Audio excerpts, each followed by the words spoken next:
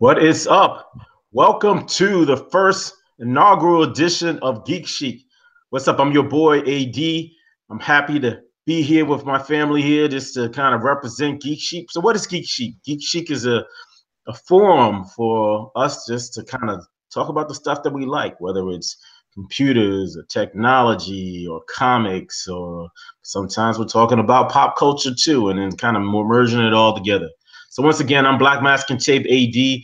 I'm here with you every episode, but or more episodes I can make. But let me pass it over to my brothers and let them introduce themselves. So, Rob, what's up? What's up, baby? What's going on? This is your man Rob Boogie, whatever you want to call me, Rashawn. Yeah, just I think this is a wonderful time. Thank you guys for joining us for our first edition. I think we're starting this at the most opportune time to talk about something that's dear to our hearts, which is probably you guys will be hearing in the next 5 minutes what our topic will be, and I'm gonna pass it on to my brother, the one RJ, right now. So go ahead, RJ. Hey, hello everyone. How you doing? It's RJ. Good to see you. Hopefully you enjoy our topic today. It should be fun. I think it's topical given the explosion it's had since it's come out. I'll Yeah, leave that as a teaser. exactly. And So, um, so so with I think that, I think everybody kind of set it up, right? yeah. So So with that, RJ, AD, you kind of lead us into what the first topic is going to be. I would like for my brother AD to lead us in that. no doubt, no doubt. So, I mean, I'm representing today, what I'm saying? Look, I got my welcome to straight out of Wakanda shirt.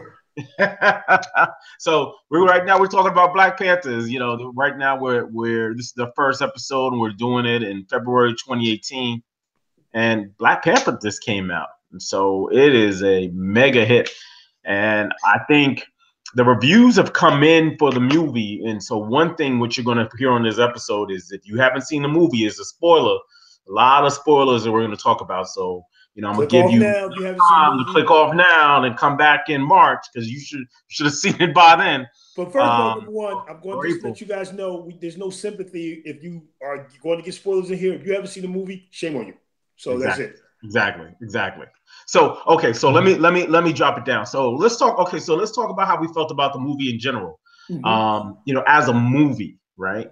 Um, so one of the things we saw is that it had one of the highest Rotten Tomato scores of any movie that came out in recent history, and it had a lot of uh, fans around, not just in the U.S. but around the globe that were feeling it in different premieres, especially on the continent.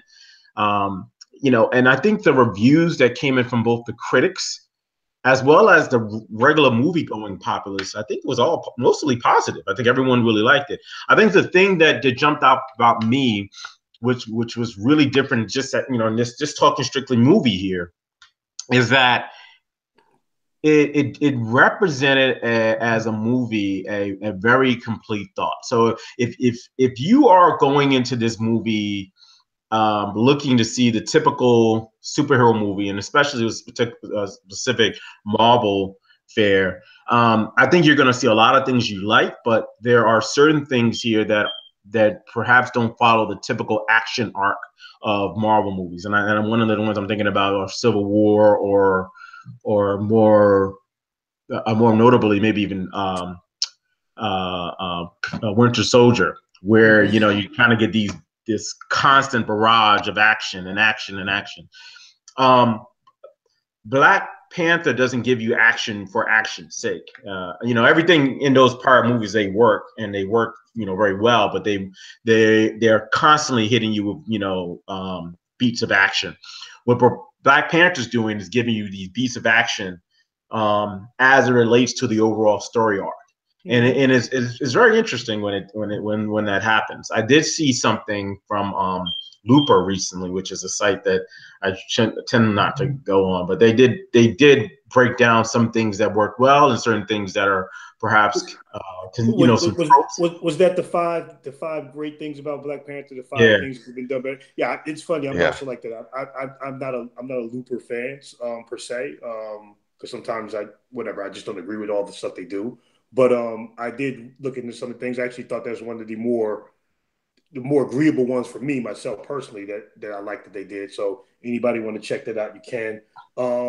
But kind of going to follow up with what you were saying, Don. I think this movie, the great thing about this movie in particular was just that you were able to have terrific action scenes, phenomenal cinematography and the whole nine. But more importantly, the story was just so full, and it gave you a full, complete story. And I think the story also gave character development because you understood actions of certain people and what their intentions was versus just I'm going in here to save the day, be the hero and the villain.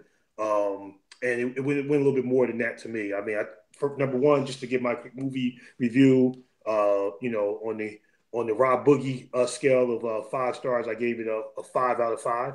But everybody has their different views of it. But I think because me being the biggest MCU fan, I think everybody here knows I've been a comic collector since the age of 8 years old. That would just to kind of not predate myself. That would give me at least 30 years of looking through Marvel comics and all types of comics.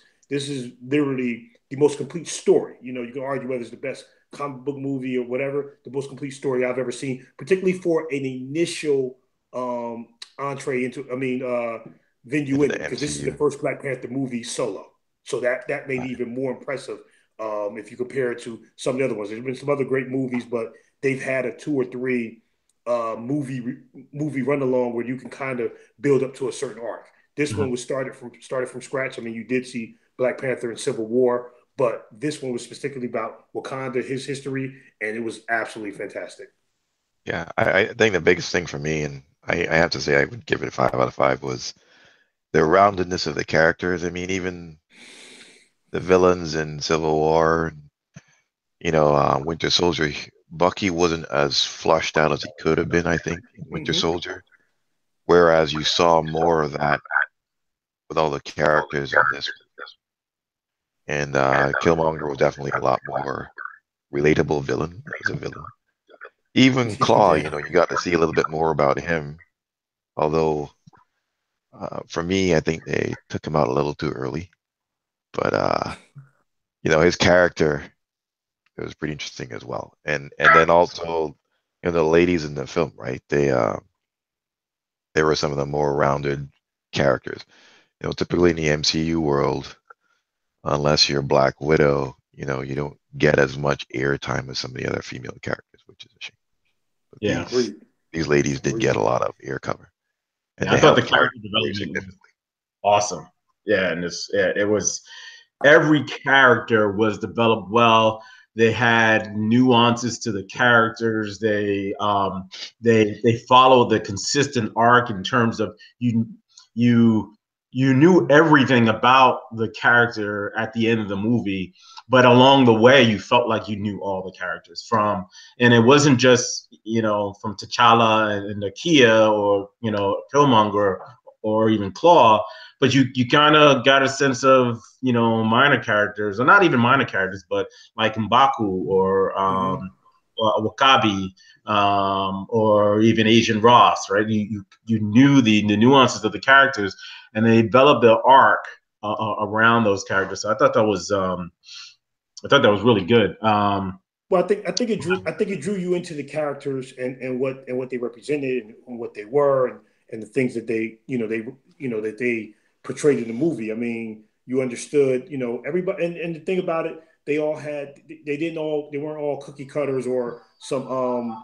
monolithic type of characters where everybody fell in the same line. Like kind of you go back to the Civil War, it was just kind of one of those things, either you're on one side or the other.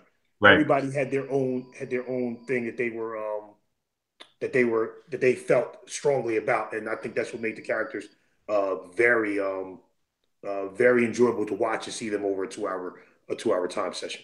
I thought it was good, and so I'm a 5 out of 5 guy. I mean, 10 out of 10. I think it was a wonderful movie.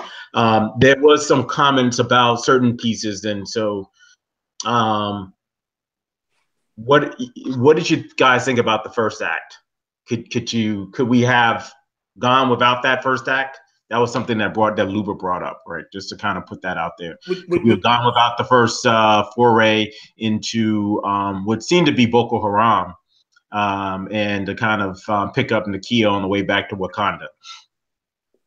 You mean the first act that just, when Nakia was introduced into the film, or the Yeah, first? yeah, the first act of the movie. So the first act of the movie, right? Act Mhm. one, right? They introduce, Nakia, and he goes, "I never please," right? Yeah. And but then he froze, right? And they wanted to, and I get why they wanted to show us, um, what the king can do, what T'Challa could do, in this realm, but also introduce Nakia and her importance to him, right? That he's looking for her to be the future queen. But at the same time, one of the things that I remember thinking in Looper, just from a movie standpoint, Mhm. could you know, what did you guys think about the first act? Well, the first act I thought was absolutely essential. Now, for me, because it detailed it talks a little bit about certain things that might be going on in Africa. It talks about Nakia's role, who's been a spy, who's sitting up there, who's fighting for not just Wakandans but people of all Africans to a degree, and outside of that. So I thought that was essential, and also still shows the Black Panther's monarchy and what his reign is, as far as I still a protector of this land, even so. Because some of those people, obviously, if you remember the first part, they weren't Wakandans, but the They're like understanding Boko of Haram. They're like yeah, Boko Haram. exactly. So So the idea is that if Wakanda, right, because everybody says where's Wakanda at, and I think it's moved throughout the MCU, but Wakanda right now I think is somewhere. I think the latest map I saw is below. It's between South Sudan, Egypt, um, the la- and bordering maybe Uganda or something like that. it's funny. So I was looking hard to get a kind of a specificity of where it might be at. The closest thing, it doesn't mean I've seen different things. The things that was most consistent was Northeast Africa. I don't know what right. the heck, So just to throw, Yeah, just throwing and that would be South that would like be, yeah, right by South Sudan. South that's right. Sudan. But if you think about it, Boko Haram, right? Mm-hmm. That is all the way over in Nigeria. So the significance in that span, imagine going from New York to LA twice, Mm-hmm. right?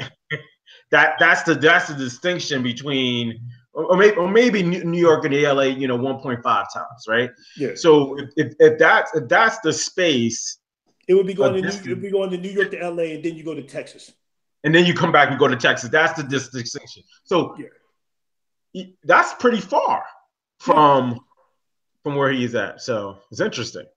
But I think the other thing too in that part, it also goes into his connection into Nakia.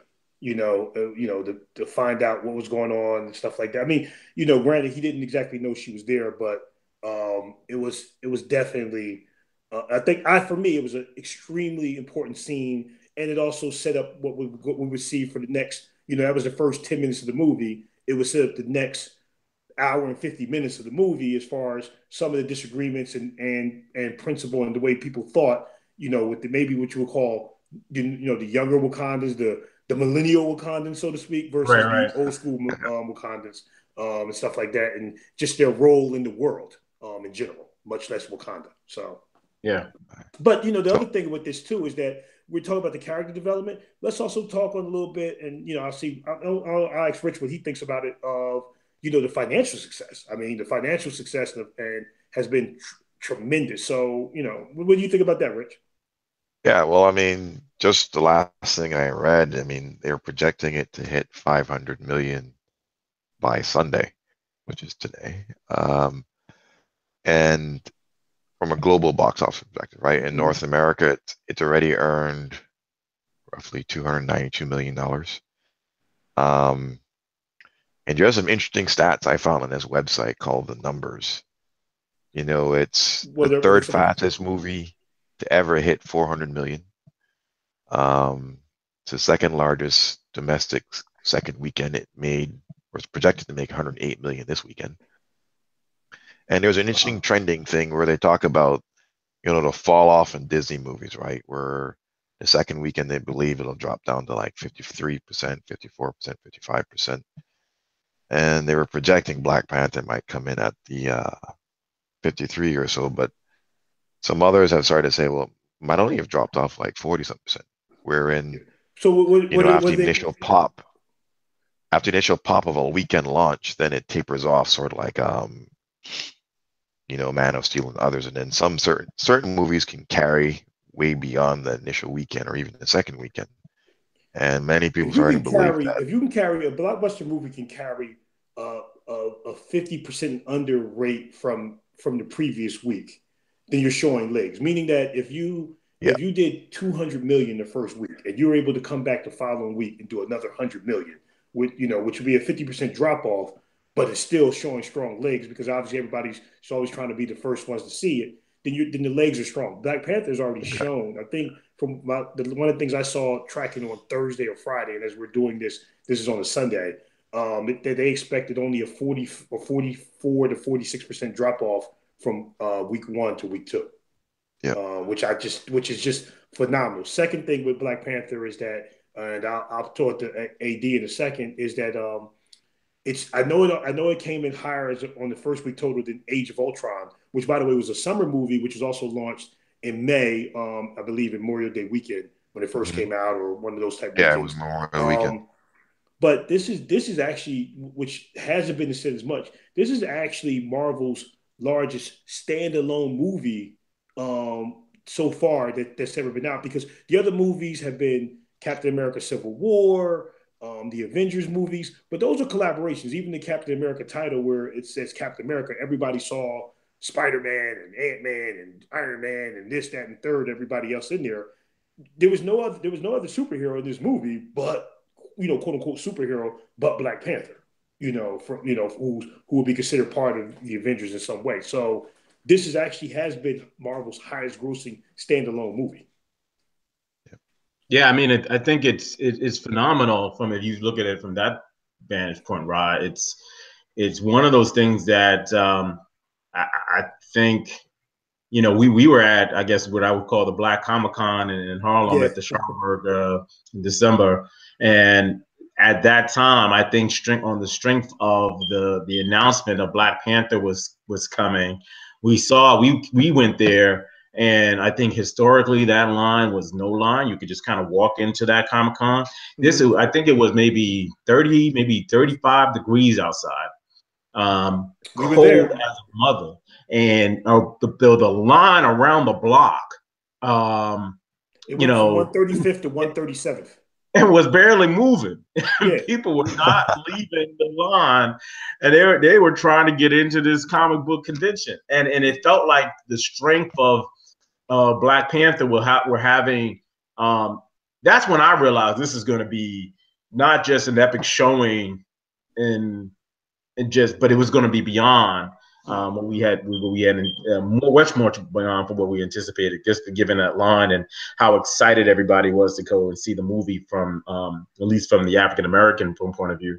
But it's beyond the African American. I think it's been the African diaspora, but just people who just really like the MCU in particular. I think a lot of people are really into it, and I think.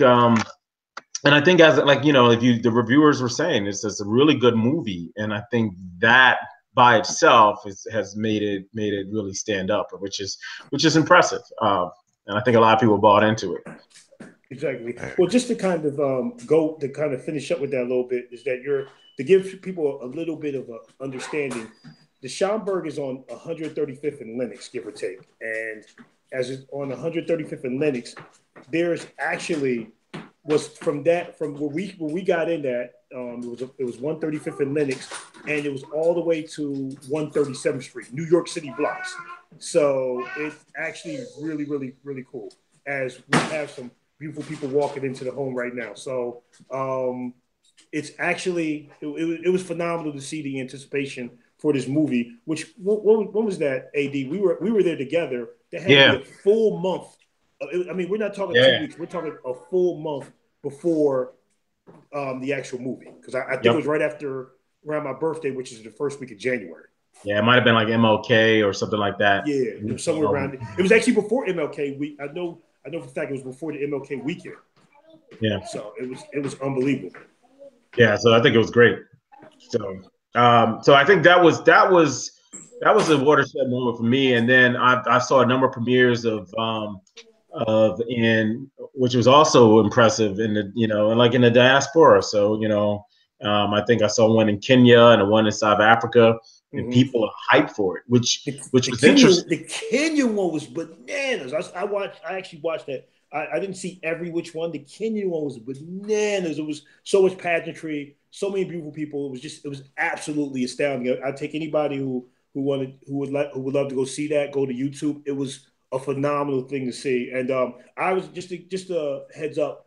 I was actually fortunate enough that I was able to go to the Newark premiere where Michael B. Jordan premiered it in Newark or whatever. I had a friend who was able to swindle some things and have me able to come in. The excitement just seeing in Newark, New Jersey. And Michael B. Jordan, I just want to give a shout out to him. I have no idea who he, never met him and stuff. Only know him through his acting. Wonderful job of him making sure that kids from the Newark area had the opportunity to see this movie first or whatever like that. It was absolutely beautiful showing. It was just so much excitement in the air that I thought it was just extenuated to everybody. I've seen it on social media and everything else. This is truly a movement to a degree. Now, did you wear a dashiki? Because I had my dashiki on, so I don't. I mean, I'm not gonna listen. I'm not judging you if you did or you didn't. I'm just saying that I didn't have the dashiki on. I kind of went with the New York Yankees cap and the you had a new fitted Yankee. You got my New York Yankee. Now they had a Wakanda Yankees hat. I would have been all for it, but I couldn't swing it. By the way, wasn't that with you when you brought that shirt? Yes, you were. I got this at the Black Comic Con. Yeah, at the Schaumburg. Yep. That's for so to go back with that, and Rich, you're kind of talking about the financials. The fact that it's going to do 400 million. I'm gonna ask you, what do you think this going forward? What do you think this is mean? Not just for future, like a Black Panther movie, which obviously is going to get a Black Panther 2 and stuff like that. What do you think this says going forward for development of minority characters and stuff like that? Well, I mean, I think it's very positive. I mean, Marvel did give the director and the acting team kind of free rein to create to truly represent. Shows these types of movies has legs, right? I know another good one that stood out was Girl Trip, right? Which phenomenal movie if you haven't seen that one. Funny movie. Queen Latifah. But I mean, in this sense, I think it shows that these types of movies will have legs, and I think Hollywood in particular should pay attention to the opportunities they present, right? I mean, there's a whole world out there. The atypical style movie doesn't need to be the only thing you develop and produce that can drive box office numbers. And I think as I was reading on CNBC the other day, they fully expect this to blow past 500 million. So it continues to show that, these types of movies can have legs. A lot of people are like, it's an all black cast. Yes, it's a superhero movie, although the director seems to prefer it more of a story as just pure superhero movie. But, in that sense, it has those legs that can carry forward. A young cast too, which means the reason of being a young cast, I think that's important because you have legs to consistently grow with them. Because we're now at the end of phase 1 of MCU, and we kind of have to come to the end of phase 1 of MCU because I don't know how much longer Robert Downey Jr. can keep playing Iron Man at 55, and things of that nature. Now, I will say T'Challa. I mean, the rest of the cast is pretty young, but he's our age. So he's Chadwick's 41. No, I'm young. I'm a young man here. Yeah, he's older than us per se, a year or two. But even with that though, I mean, the old 40s, the new 30, it's a lot easier for him to be Black Panther for 10 more years, and I think it's feasible for for Robert Downey Jr. or even my man I can't think of his name, the guy that plays Ant-Man to still be playing Ant-Man when they're in their mid 50s and close to 60, years from now. So. I just think it gives it a chance to grow. And and that's just my opinion of things. No, that makes a lot of sense. I mean, and then I think where Rich, you talked about the success of not only this movie, and then you alluded to Girl Trip, which I still haven't seen yet, so I'm a missed on that. But then also Get Out, right? Those have Yeah. shown that you can have these black-oriented movies, black-themed movies, and have a successful showing. So I think it's good. Rob, what did you? So we alluded to the characters, Rob. What did you think about the? It's a black ensemble cast, but I think the characters were pretty rich. What did you think about it? Oh, phenomenal! Thanks. Good question. I think in particular the strength of the characters, and we'll go. From everybody who was there was that they went in depth a little bit. I mean, the only person, and I think Richard would probably agree with me a little bit. Maybe we could have seen a little bit more Claw because if you know anything about the comic books, he's been a lifelong antagonist of Wakanda. But excluding him a little bit. I mean, even Agent Ross, who was a secondary character best, I still thought we got a good idea then. But I was just extraordinarily impressed, particularly with the women of the movie. You're talking about from everybody from where there should be a hashtag Team Nakia of who was really the first one to come back and really have an idea that Wakanda needs to open their doors and their resources to the outside world instead of being such a sedentary place. To the loyalty of the all female cast who protects the Black Panther, is loyal to the Black Panther. I think that, and then one of the people they really never talked about was T'Challa's sister Shuri, who is literally could very well be the smartest person in all of Marvel in all the Marvel Cinematic Universe or Marvel Universe. She has the most advanced technology, way ahead of Iron Man, Tony Stark, and stuff like that. By the way, she's supposed to be like 20 years old.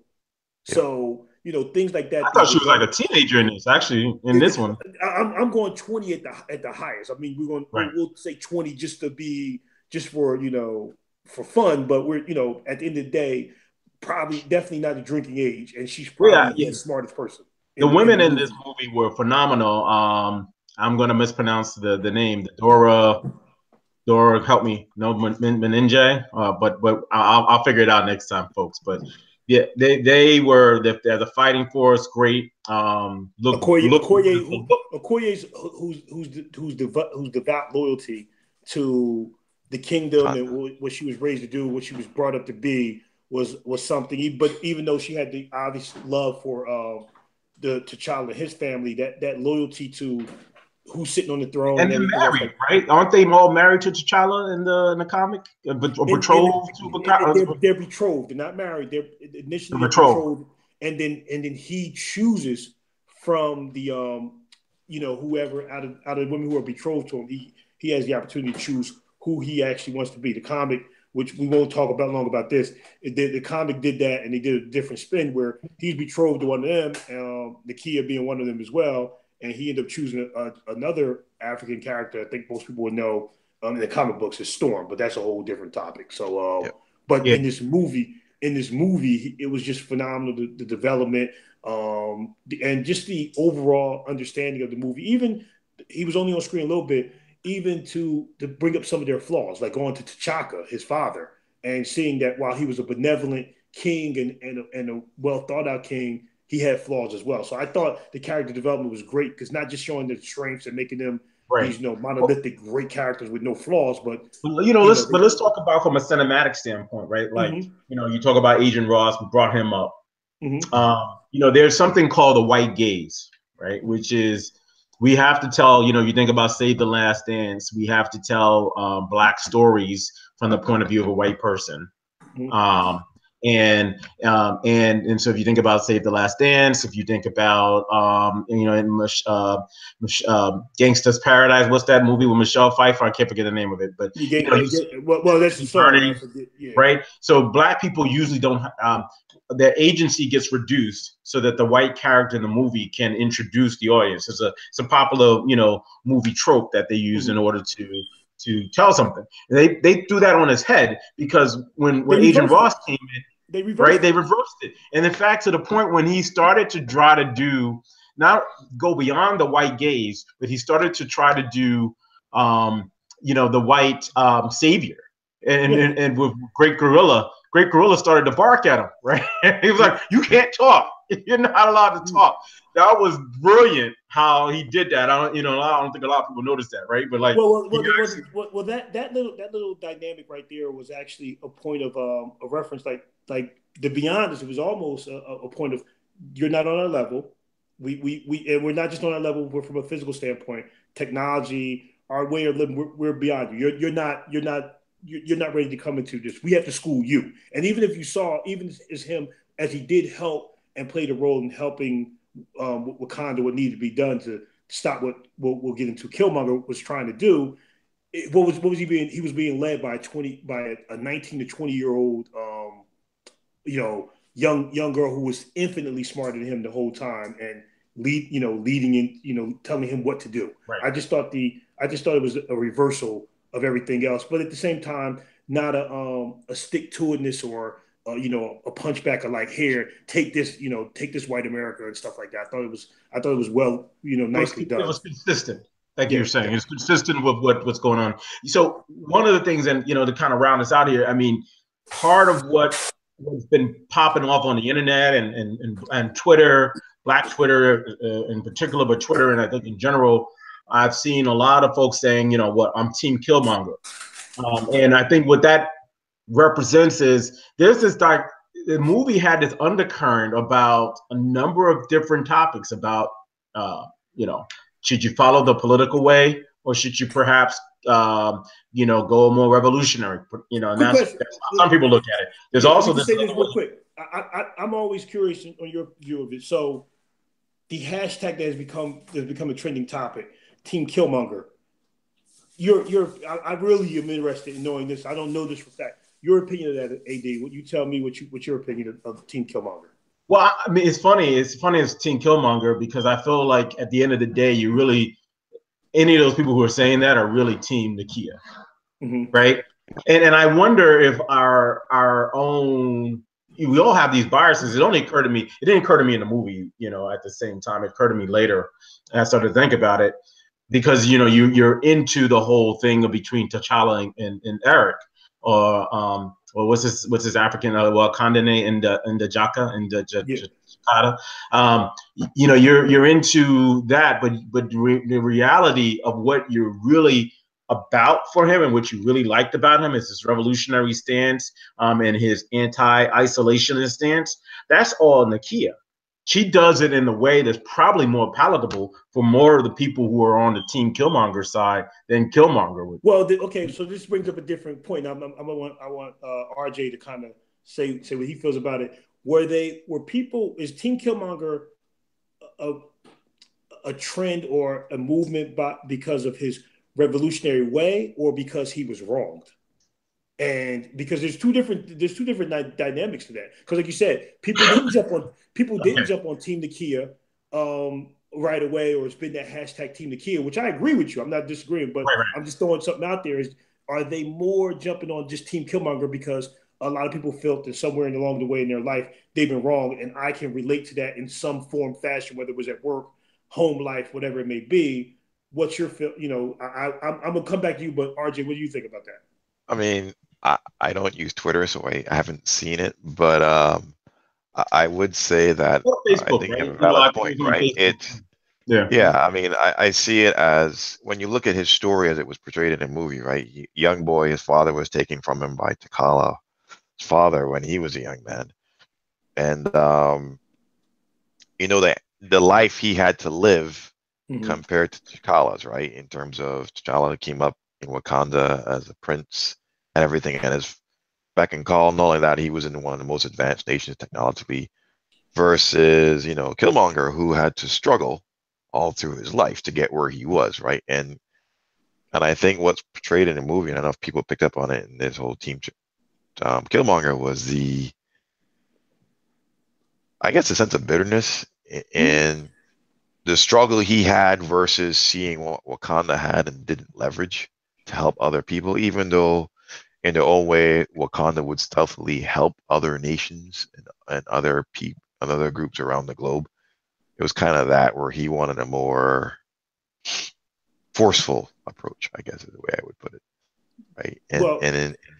in Well, that well, sense, I think yeah, he. because there was a little bit of a difference between Team Nakia and Team Killmonger in the sense that Nakia was like, we should open. I'm speaking in her word, paraphrasing. Wakanda should be opening itself up to the world, and not just Right. helping everybody, but just let the world, whether Know that we're other here. African nations, other people of color, or just even Europeans, seeing that what we have to offer and our greatness. Killmonger wasn't about that. Killmonger was like, No, let's crush those other people and just only and uplift our people in general. So it was a little exactly. bit. Well, There he was wasn't. I wouldn't say. So here's the part I think people picked up on, and the problem is with him is he's a border. He suffers from what I am diagnosing, and I'm not a doctor here, but what I've seen and some other people I know is kind of more of a borderline personality, right? He has this detachment because of something that experience that happened to him in childhood. mm-hmm. Plus, probably, and he has this anger and rage, and then, but compound so that's created a psychological issue for him. So he has a mental issue as a result of that. But then on top of that, he's compounded that with making himself brilliant by going to MIT, Mm-hmm. and being brilliant in himself, making himself a war machine, for the U.S. government, but still conflicted by those other 2 points: his the mental disorder that he has, right, from being that attachment, and the fact that he's his father's son, right? His father, who was T'Chaka's brother, believed in the revolutionary and the belief that Wakanda should be able to help, the rest of the world. So the interesting thing when you bring those 4 pieces together with Eric, the things that you get with him is that he is people focus on the fact that he's right about the fact that to whom much is given, much is expected, and the Wakanda can help other African nations be successful, and other people who are poor people around the world be successful and prosperous. But but his anger and the fact that he's a military, he went the military route, has created this point where he feels he can be a dictator in doing that process. So that's the dichotomy of him, and I think people are gravitating to the Malcolm part that they recognize, kind of the Malcolm and Martin argument, Mm-hmm. versus understanding, is he Malcolm or he's the Idi Amin, right? Is Well, he? that's the key thing. I don't know if I don't know if he would be purely to go back to that level. I don't know if he'd be purely Malcolm. Is he Malcolm, or is he more Stokely Carmichael? Is he more a person of that ilk, or is he even to a degree is he Malcolm or Louis Farrakhan? Which are different Yeah. different factions. And Or the Black Panthers themselves, right? I think exactly, there is Stokely a or big, Huey P. Newton. Yeah, yeah, the whole nine. yeah, and then, and there's a lot of allusions to the Black Panthers that I missed the first go around, candidly. But whether it is the fact that the women held things down when the men were going crazy, that happened in the Black Panther movement too. The fact that you had all these warring factions in the organization, Mm-hmm. that you have all these warring factions in Wakanda. The fact that you have outside forces trying to try to destabilize it. So it's very interesting. Also, the allegories that happen there, but Just just to, just to, fascinating. just for all the kids who might be watching, just to give you a quick tidbit. So the Black Panther, the character, the Marvel character, came out about 8 months before the Black Panther Party first came on the scene, and because of the rise of Black Panther Party and the fear that it was being stroked by the FBI and other things, there was actually a brief time where they was actually calling the Black Panther. They would think about calling the Black Panther the black cheetah or the Leopard, I think, or something. the black leopard. They were trying to. They wasn't sure if they wanted to associate with They actually the changed it for a period they of time. They actually, they changed it for about a year, for about 6 issues or something like that. So so just just a little tidbit on that as we're getting on that a little bit.